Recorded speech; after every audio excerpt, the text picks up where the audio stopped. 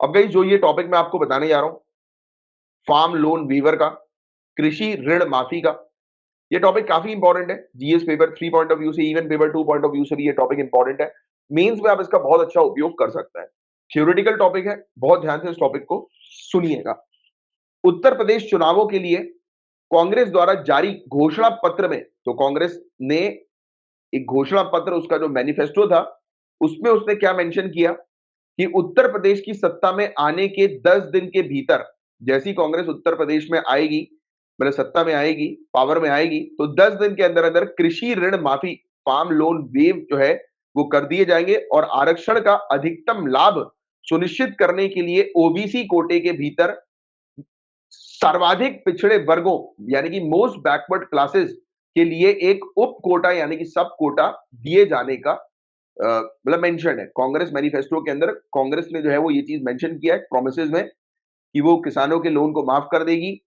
OBC का जो कोटा होता है उसके अंदर जो मोस्ट बैकवर्ड क्लासेस जो है उसमें भी एक सब कोटा जो है वो बनाएगी, जिससे कि उनको बेनिफिट जो है वो मिल सकेगा। तो ये चीज इन्होंने जो है वो रखी है।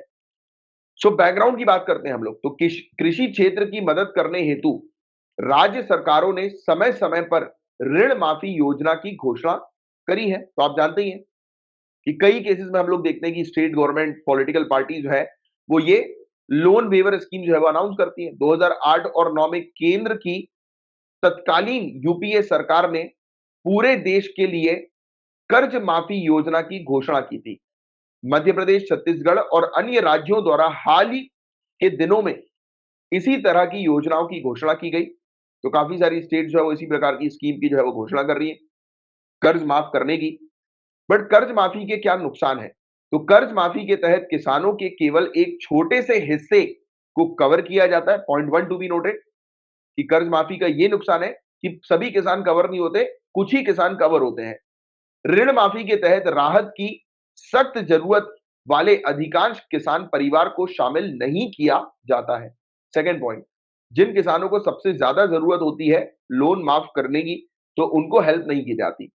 और कुछ ऐसे भी किसान शामिल हो जाते हैं जो आर्थिक आधार पर इस तरह की राहत के पात्र नहीं होते हैं। मतलब कुछ ऐसे बड़े बड़े किसान हम लोग को देखने को मिलते हैं जिनको बिल्कुल भी जरूरत नहीं है लोन माफ की या फिर इस प्रकार के बेनिफिट की, बट वो भी शामिल होकर बेनिफिट जो है वो लेते हैं और एक्सप्लॉइट करते हैं उन किसानों का शेयर जिन किसानों को वाकई में आवश्यकता है, वाकई में रिक्वायरमेंट है। राइट। इसके अलावा वो क्या है, कृषि ऋण माफी। ऋणी किसान, जो किसान जो होते हैं जिन्होंने लोन ले रखा है, तो उनको सिर्फ पार्शियल राहत ही प्रोवाइड कराती है। पार्शियल राहत, आंशिक राहत ही प्रोवाइड कराती है, क्योंकि किसान के ऊपर संस्थागत ऋण के कुल भाग का लगभग आधा गैर कृषि उद्देश्यों के लिए भी होता है। तो फोर्थ पॉइंट, हम लोग को ये चीज भी देखने को मिलती है कि ज्यादातर जो किसान हम लोग को देखने को मिलते हैं वो जो लोन लेते हैं तो वो नॉन फार्म पर्पस के लिए भी लोन लेते हैं। राइट। जैसे कि बच्चे का स्कूल में एडमिशन कराना है, कॉलेज में एडमिशन कराना है, उसको सपोर्ट करना है, राइट, उसकी एजुकेशन में, तो उसके लिए अलग लोन चल रहा होता है। कई केसेस में लोग किसान अपनी पर्सनल नीड्स को फुलफिल करने के लिए भी बाहर से जो है वो लोन लेते हैं, पर्सनल लोन वगैरह, है ना। तो ज्यादातर किसान हम लोग को देखने को मिलते हैं कि उनके जो लोन होते हैं वो नॉन फार्म सेक्टर या नॉन फार्म सोर्सेज के भी हम लोग को नजर आते हैं। राइट। तो वो इसके अंदर कवर्ड नहीं होते, तो पार्शियल रिलीफ ही मिलता है, आंशिक राहत ही मिलती है ऋणी किसानों को। राइट। और पांचवा पॉइंट कि कई मामले में एक परिवार के ऊपर या तो अलग अलग स्रोतों से अथवा परिवार के अलग अलग सदस्यों के नाम पर कई ऋण होते हैं, जिसकी वजह से वह कई ऋण माफी का हकदार बन जाता है। तो पांचवा पॉइंट यह है कि एक लूपहोल इसके अंदर यह है कि एक परिवार के अंदर काफी सारे सदस्य के अलग अलग लोन होते हैं।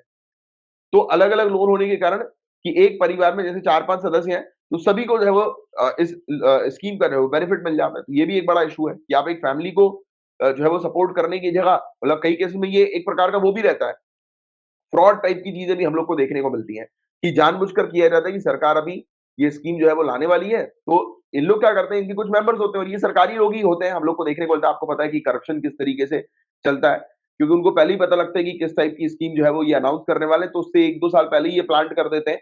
सभी लोग अपने ही सदस्यों को बता देते हैं कि इतना इतना इतना इतना लोन ले लो और जब ये और हमें दे दो, और जब ये लोन माफ हो जाएगा तो तुम्हारा शेयर इतना जो है वो हम तुम्हें प्रोवाइड करा देंगे। ये गेम रहता है पूरा। राइट। कि ऑन पेपर जो है वो उनका लोन जो है वो रजिस्टर करा दिया जाता है, फिर माफी हो जाती है, तो इसका पूरा बेनिफिट जो है वो किसको मिल जाता है?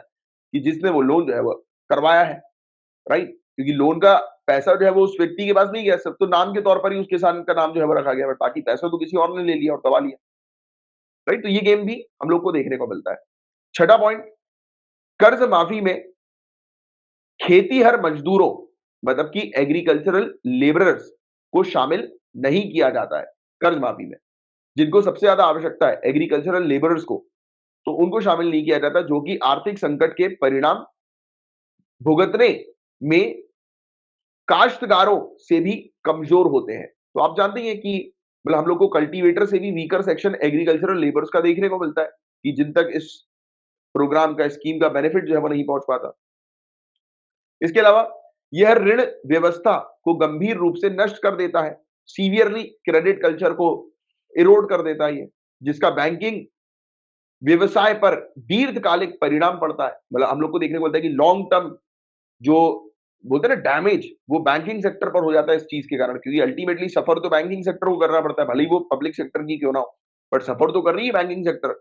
उसके लॉसेस जो है वो ऑन रिकॉर्ड आ गए, क्योंकि अब लोन वापस नहीं हुआ तो ये तो लॉस हो गया ना एक प्रकार से, और वो भी सरकार ने उसको जो है वो फंड कर दिया उस लॉस को, तो वो बैलेंस शीट पे आ जाता है। तो ये एक बड़ी इशू हम लोग को देखने को मिलती है। इसके अलावा जैसा कि 2008 में हमारे controller and auditor general CAG द्वारा कृषि ऋण माफी और ऋण राहत योजना पर जारी निष्कर्षों से स्पष्ट है कि ऋण माफी योजना पात्र किसानों को शामिल करने अथवा योजना से बाहर रखने की गंभीर त्रुटियों से ग्रस्त है। मतलब कि कैग ने भी हमारे क्लियरली ये चीज मेंशन करी थी कि आप जो ऋण माफी योजना जो तैयार कर रहे हो, जो सरकार ऋण माफी योजना जो तैयार करती है, इसमें सबसे बड़ा लूप होल है वो ये है कि ऐसी योजना के अंदर हम लोग को देखने को मिलता है कि जिनको जरूरत है उनको आप देते नहीं हो, और जिनको जरूरत नहीं है उनको आपने भर भर के रखा हुआ है। तो ऐसे काफी सारे प्रॉब्लम जो है वो इसके अंदर मेंशन्ड है। और अंत में योजनाओं का अन्य विकासात्मक व्ययों पर गंभीर प्रभाव पड़ता है, जो दूसरे डेवलपमेंटल एक्सपेंडिचर है सरकार के। तो ऐसी योजना के कारण क्योंकि क्या होता है कि सरकार जो है वो किसी डेवलपमेंट की फील्ड में पैसा लगाने की जगह अगर लोन माफ कर देगी तो दूसरी फील्ड को तो या दूसरे सेक्टर को तो अफेक्ट होगा ही होगा। तो ये चीज यहां पर बताई जा रही है, और अल्टीमेटली इसी के कारण अर्थव्यवस्था पर बहुत अधिक गुणक प्रभाव पड़ता है, लार्जर मल्टीप्लायर इफेक्ट इकोनॉमी पर लॉन्ग टर्म के लिए हम लोग को देखने को मिलता है। तो ये एक इशू है। तो करना क्या चाहिए? तो पहली बात तो सबसे पहला पॉइंट, प्रॉपरली आइडेंटिफाई करो जिन लोग को जरूरत है, जो वल्नरेबल फार्मर्स हैं, जिनको वाकई में आवश्यकता है लोन की, लोन माफ करने की, जिनकी कंडीशन काफी खराब है, तो उनको प्रॉपर तरीके से आइडेंटिफाई करो, और बिल्कुल ट्रांसपेरेंसी होनी चाहिए आइडेंटिफिकेशन के अंदर। नॉन फार्म इनकम को बढ़ा दो। चलो आप लोन वेव मत करो, बट उनकी इनकम बढ़ा दो, क्योंकि देखो लोन वेव करना क्या है, शॉर्ट टर्म सोल्यूशन है।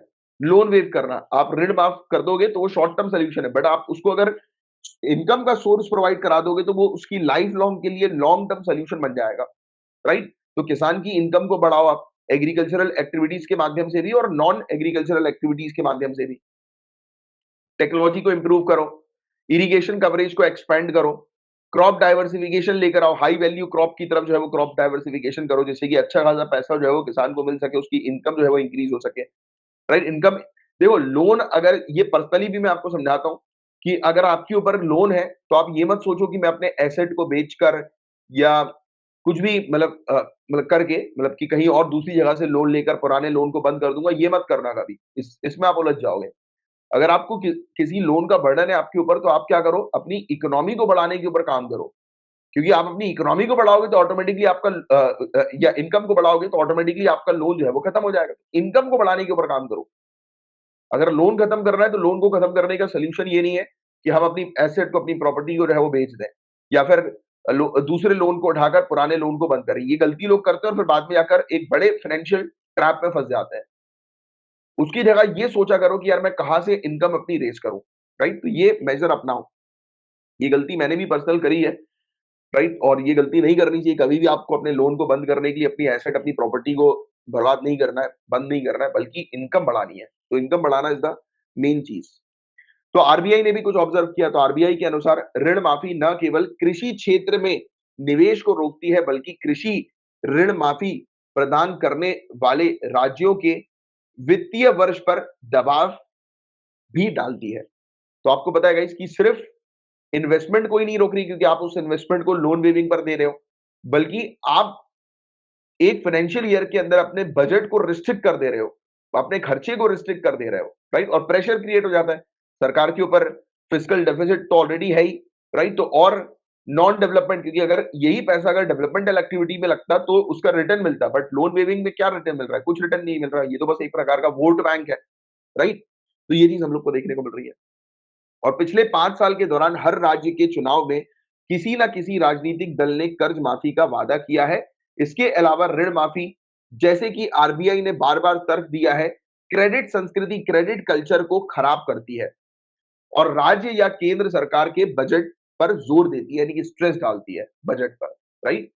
तो आगे की राह के बारे में अगर हम बात करें, आगे जो है वो क्या करना चाहिए, तो माफी की जादू की छड़ी अस्थायी राहत प्रदान कर सकती है, सिर्फ टेम्पररी रिलीफ प्रोवाइड कराती है, बट किसान संकट को हल करने के लिए हमें एक सस्टेनेबल, दीर्घकालिक यानी कि लॉन्ग टर्म समाधान की आवश्यकता है। तो अगर आपको किसान संकट को हल करना है, जो फार्मर्स की जो प्रॉब्लम्स है इनकम से रिलेटेड, उसको अगर आपको रिजॉल्व करना है तो उनकी इनकम को बढ़ाने का काम करना पड़ेगा। सॉल्यूशन ऐसे लेकर आओ जो कि किसान की इनकम को बढ़ाने पर फोकस करें। इसलिए संकट में योगदान करने वाले सभी कारक, सभी फैक्टर्स को ध्यान में रखते हुए समाधान की तलाश को व्यापक बनाने की आवश्यकता है। कॉम्प्रिहेंसिव बनाओ, मतलब आवश्यकता यह है कि आप सॉल्यूशन को फाइंड आउट करने के लिए हर एक फैक्टर को सर्च करो कि क्या-क्या प्रॉब्लम्स है और उस प्रॉब्लम से कैसे निपटा जा सकता है लॉन्ग टर्म में, ना कि शॉर्ट टर्म में, राइट? इसके अलावा कृषि संकट से जुड़ी कई समस्याओं के समाधान के लिए लघु और दीर्घकालिक दोनों उपायों की आवश्यकता है। शॉर्ट टर्म भी और लॉन्ग टर्म मेजर दोनों लेने की आवश्यकता है। सिर्फ शॉर्ट टर्म मेजर से काम नहीं बनेगा। तो काफी अच्छा आर्टिकल था यार ये, फार्म लोन वीवर के ऊपर बहुत अच्छा आर्टिकल था। तो मैं उम्मीद करता हूँ बहुत सारे पॉइंट्स आपको मिले होंगे, समझ में आए होंगे।